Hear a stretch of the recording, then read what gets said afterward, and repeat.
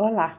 E para o Centro Espírita Caminho da Paz, eu vou gravar hoje uma preleção sobre o capítulo 5 do livro Caminho, Verdade e Vida, de Chico Xavier, psicografado através do Espírito Emmanuel.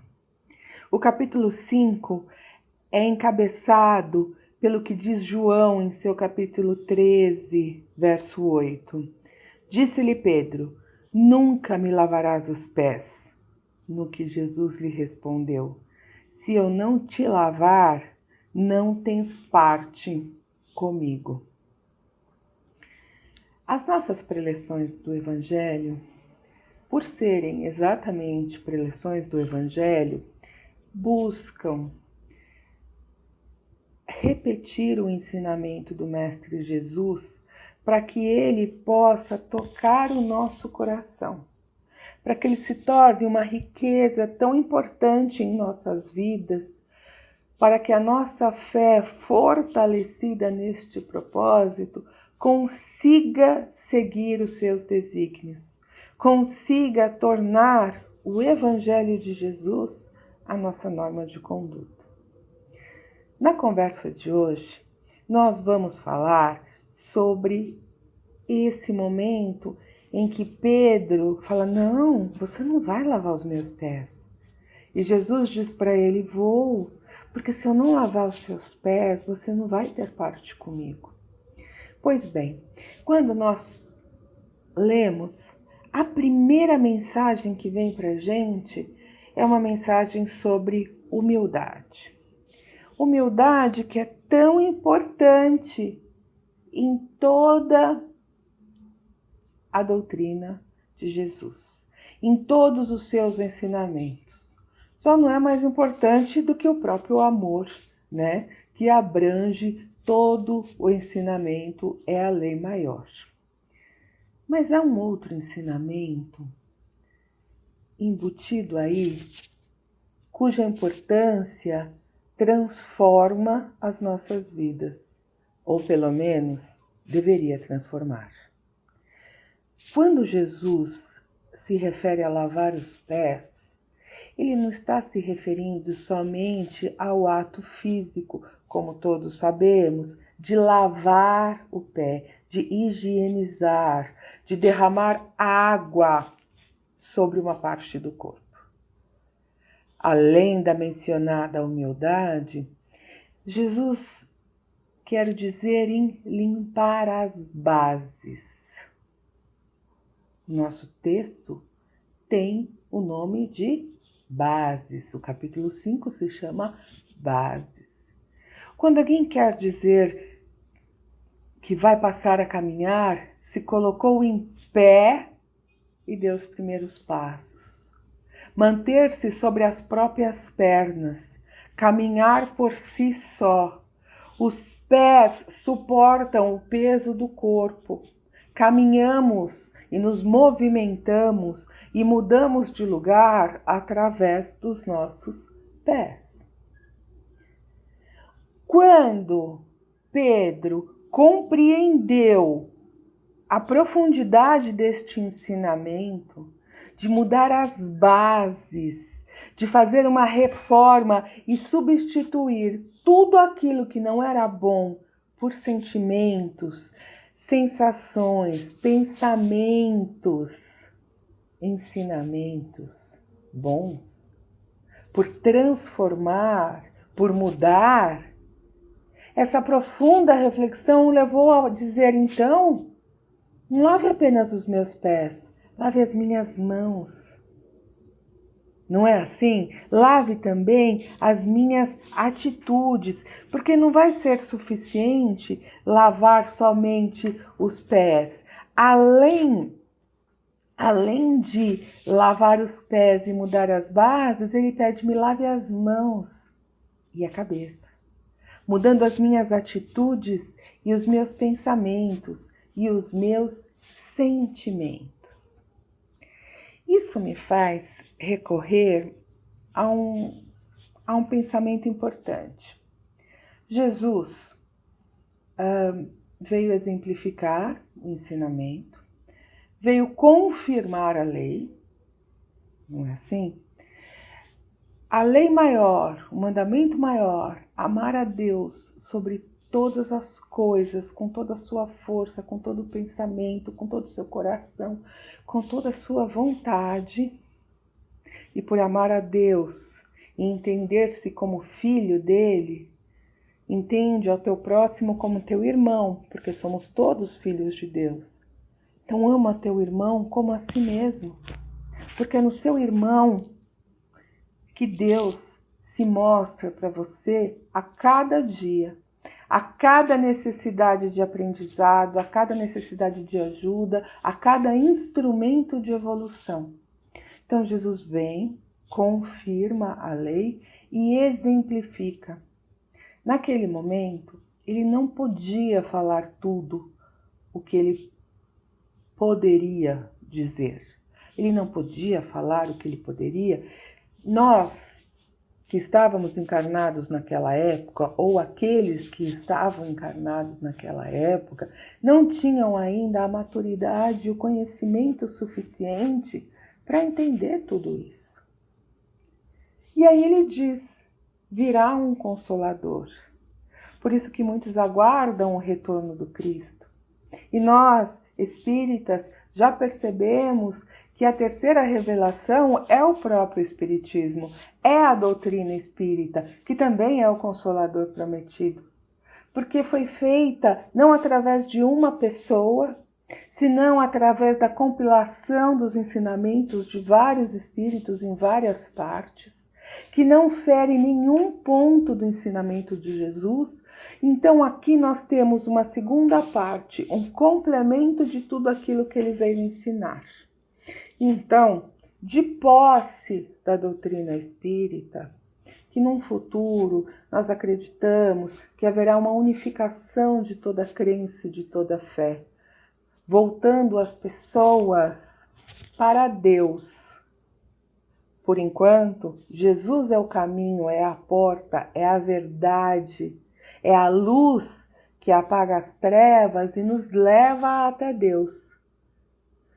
Vai chegar um tempo em que todas as pessoas mais evoluídas, plenas do Consolador prometido, plenas do ensinamento de Jesus, já serão congruentes em relação ao reino dos céus, sem a necessidade de religiões, sem a necessidade de intermediários. Mas no momento, nós ainda precisamos do apoio do Evangelho, porque ele ainda não está entronizado em nós como forma de conduta. Lavar os pés é pedir para que este processo se inicie efetivamente. Lavar os pés é remover toda a sujeira daquilo que não é bom, tudo aquilo que difere do mandamento maior, de amar a Deus e amar ao próximo, tudo aquilo que difere da lei de amor, que por ser perfeita não muda, ela já está certa, ela é eterna. Nada vai mudá-la porque não tenho que melhorar, não tenho que evoluir. Essa é a diferença, não é? Então é preciso que nós, com base no Evangelho, com base no Cristo, lavemos o nosso interior através de uma profunda reflexão. Veja que Pedro fala para lavar as mãos no fim do texto, já falando de atitudes, nós ainda estamos falando na reflexão interior, na análise de tudo que somos, sentimos, pensamos e pretendemos.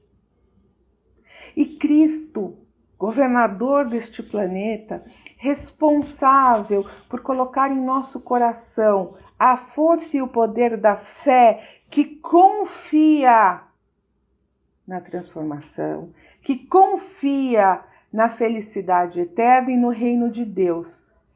E ele nos ensina a chegar até lá através do seu Evangelho.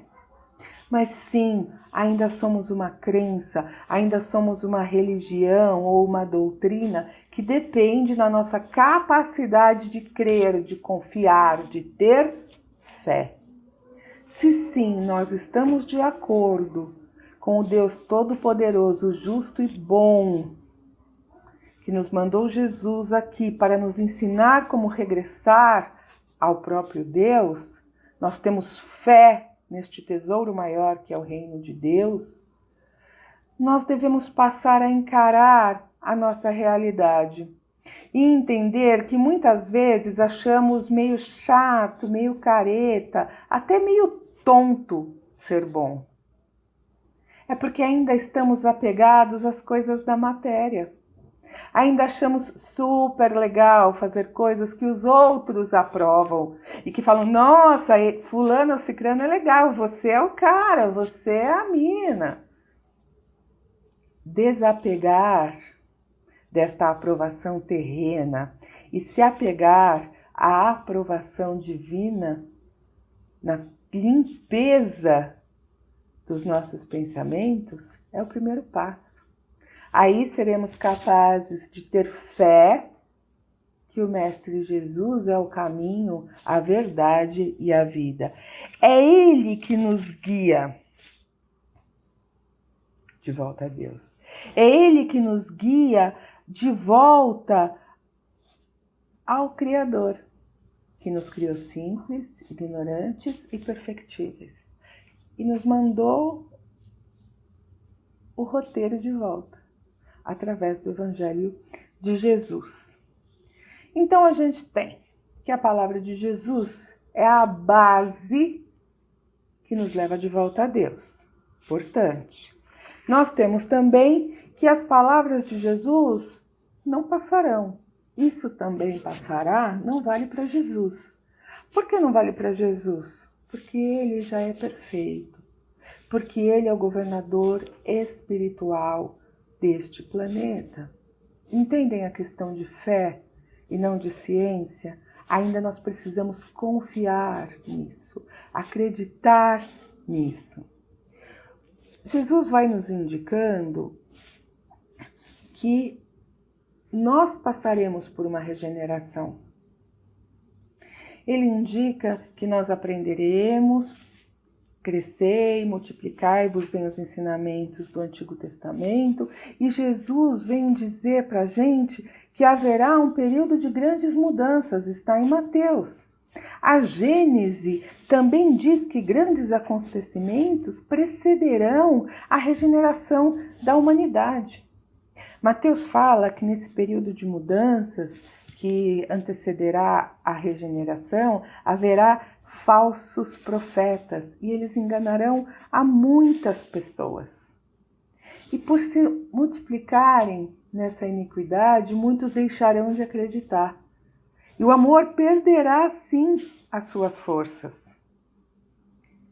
Mas para ser uma época de regeneração, meus caros, não será uma mudança parcial. Não será num grupo, não será numa raça. Não será entre os hebreus, entre os negros, entre os americanos, entre os africanos, entre os árabes, entre os judeus. Será mundial. Porque é preciso que a mudança regenere num movimento universal. É a lei de progresso que se faz presente. É a lei de progresso que dirige os nossos caminhos, sem violar o arbítrio, porque nós podemos escolher. Mas, como sempre oramos por ajuda, como sempre oramos por auxílio, o auxílio vem, nos direcionando de volta a Deus. Podemos optar em não ir? Podemos. Podemos nos esforçar para acelerar o processo? É claro que podemos. E haverá um tempo, diz Jesus, que haverá um único pastor, que é o que eu mencionei anteriormente sobre o direcionamento para uma religião única, uma doutrina ponderada pelo amor, independente das diferenças existentes entre as religiões atuais. Porque o objetivo é a conquista do reino dos céus, é a evolução espiritual, é o desapego à matéria e a valorização do que é eterno, o que é perene, o que não muda. O resto é o resto. E como é que Jesus faz isso? Né? A gente pode dizer que Jesus nos traz ensinamentos diretos, que Jesus nos traz ensinamentos através das parábolas, que é o que mais fica preso em nós, né? As pessoas são capazes de lembrar de várias parábolas. Também tem os ensinamentos pelas curas, por atos comuns e também por atos extraordinários, como andar sobre as águas e multiplicar os pães. Né? Então vamos por partes. Ensinamentos diretos de Jesus. O meu jugo é leve. Qual é o jugo de Jesus? É a doutrina. É o sermão da montanha. É a lei de amor que a doutrina espírita detalha para nós com muito carinho e muita assertividade, demonstrando onde nós devemos ir, o que nós devemos fazer, como devemos agir. Com caridade, porque fora da caridade não há salvação. Com profundo amor, a lei maior é a lei de amor. Deus é amor. Enquanto não compreendermos isso e agirmos sobre essa lei, com essa lei, apesar, para e com todas as preposições e rogativas que nós quisermos, as coisas não vão adiantar. Enquanto nós nos aprendemos, enquanto nós não nos conscientizarmos que os sofrimentos são instrumentos de burilamento e que a fé no futuro, a confiança de que tudo vai melhorar, que as coisas acontecem para o bem, essa fé no futuro, o verdadeiro consolo para o sofrimento. Acreditar que a recompensa não está aqui, a recompensa está nos céus. A recompensa está nos céus, no reino de Deus. Entenda, o reino de Deus habita em nossos corações. Está nos céus é uma maneira, é um eufemismo, é uma maneira de falar as coisas. O reino de Deus em nossos corações é a lei de amor agindo em qualquer circunstância, sem condição. Se a pessoa é boa, se é má, se ela é um assassino. Fora da caridade não há salvação. Quando nós formos capazes de fazer para o outro aquilo que a gente quer para a gente e não fazer jamais, em hipótese nenhuma, aquilo que a gente não gostaria de ter, quer dizer que a lei de amor é presente em nós, que nós confiamos no futuro, porque o que parece ou pode parecer injusto, na verdade não é injusto, é a consequência de um ato anterior, porque nós confiamos na lei de causa e efeito. E que as pessoas podem agir para o bem e para o melhor, ou não, mas sempre, sempre se encontrarão com as consequências de seus atos.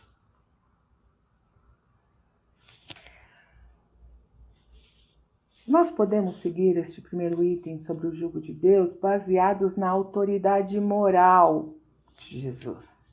Se nós não reconhecermos a autoridade de moral, entendemos que Jesus é o pão, que Jesus é a luz, que Jesus é o caminho, a verdade e a vida. Ele é o cara, ele é o caminho, é através dele que seremos perfeitos.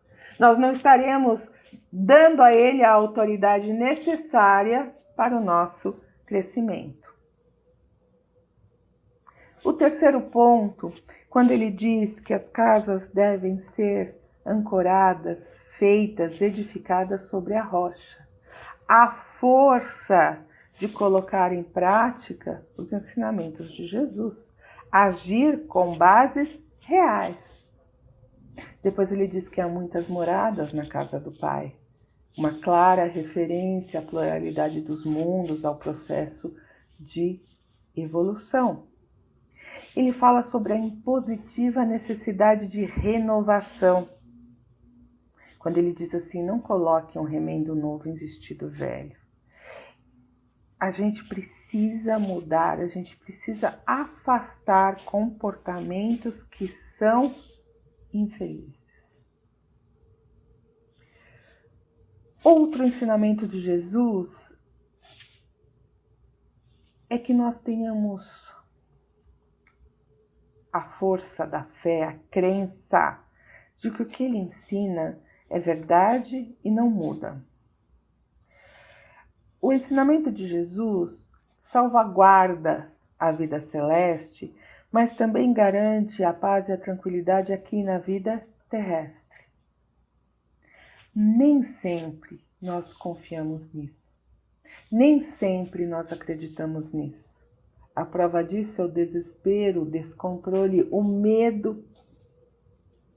Porque se o ensinamento de Jesus fosse realmente ancorado em nossos corações, nós não teríamos medo.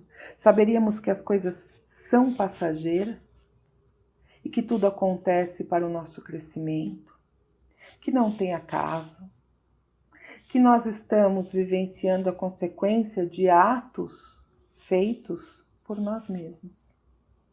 Essa é a paz, essa é a tranquilidade. Esse é o principal motivo para não errarmos mais. Vá e não peques mais. Depois dessas bases, depois dele falar do mandamento maior, de amar a Deus e amar ao seu próximo, ele ensina por parábolas. E aí nós temos muitas parábolas. Gosto da parábola do filho pródigo, falando profundamente sobre o amor, sobre a renúncia, sobre a capacidade da redenção, da mudança. Dos trabalhadores da vinha. Os trabalhadores da primeira hora são os profetas, depois são seguidos pelos cristãos, pelos primeiros cristãos que foram mártires, pelos apóstolos, até chegarmos nos pais da igreja, nos sábios, nos filósofos, na doutrina espírita. Gosto da parábola dos talentos, que fala sobre os benefícios que Deus nos dá para enfrentarmos as dificuldades na vida terrena e o que nós fazemos com eles. Se os utilizamos para progredir ou se os enterramos, ou se escondemos a candeia sob o alqueire. Gosto também da parábola da figueira porque ela tem um significado primeiramente difícil de compreender. Sabe por quê? Porque Jesus ali quer dizer sobre aquelas pessoas que têm tudo para fazer o bem, que têm a capacidade, que têm a propensão, mas não fazem. São talentos perdidos, Aquela parábola em que Jesus perdoa o credor e ele volta para a fila e não perdoa alguém que deve muito menos a ele. Cadê a misericórdia? Cadê a empatia? A festa de bodas, que é um convite para o reino dos céus. A parábola do tesouro perdido e da pérola, falando sobre a importância dos bens. Também Rico e Lázaro, sobre a opulência e a miséria. O poder da fé. Enfim, são tantas parábolas. Não dá para dizer que a gente não sabe como agir. Não dá para dizer que a gente não sabe como o ato de lavar aos pés nos acompanha até hoje. Por que nos acompanha até hoje? Porque o Evangelho de Jesus está conosco até hoje. Nós vamos ou não vamos ter com ele? Nós vamos ou não vamos participar deste processo de evolução e de criação? Jesus ainda nos ensina através das curas, com um destaque muito importante que a cura é um processo de duas mãos. As nossas doenças começam no nosso espírito e nós a introjetamos na carne. Enquanto nós não mudarmos o modus operandi do nosso espírito, dos nossos sentimentos, das nossas escolhas, dos nossos atos, nós seguiremos doentes. A hora que todo o processo se complementar da nossa parte, aí nós poderemos sim ser agraciados com a cura. E ainda, finalmente, Jesus nos ensina através de atos cotidianos, quando ele dá exemplos de coisas que aconteciam ali normalmente, que atire a primeira pedra, vai e não peques mais, e também de atos extraordinários, como a multiplicação dos pães e dos peixes, sobre andar na água, destacando a profunda importância da fé. Então Jesus vem e diz assim, vamos mudar? Do jeito que nós estamos caminhando, não dá mais. É preciso mudar as bases. Vamos refletir, confiar, acreditar. Este é um processo de fé, de confiança, Quem está comigo, vem comigo. Quem não está, ainda não está pronto, mas um dia estará. Simples assim. Somos todos destinados à perfeição. O segundo passo, Pedro já canta a bola. Então lava também as minhas mãos, eu quero mudar de atitude. E a minha cabeça, os meus pensamentos, os meus sentimentos. Nesse sentido, aí a cabeça inclui pensamentos e sentimentos. Aí sim eu vou estar pronto, porque eu abandonei aqueles sentimentos infelizes e agora eu estou substituindo pela lei de amor e pela confiança em Deus, na fé no futuro, na confiança de que o caminho, a verdade e a vida é sim o Mestre Jesus e seus ensinamentos. E é o caminho que nos leva de volta ao nosso Criador, que nos espera de braços abertos, sempre. E o seu maior desejo é que sejamos puros, perfeitos, nobres de coração, regidos pela lei de amor. Que todos os nossos atos sejam necessariamente atos de amor. Vamos então ter parte com o Cristo? Vamos lavar o nosso ser de sentimentos, sensações, pensamentos, valores, crenças que não são bons, que não são ligados ao amor, que não são ligados à caridade, coisas que nós não gostaríamos que fossem feitas a nós. Bom exercício para todos nós, coragem, muita força, muito amor e fé. Que Deus abençoe a todos nós.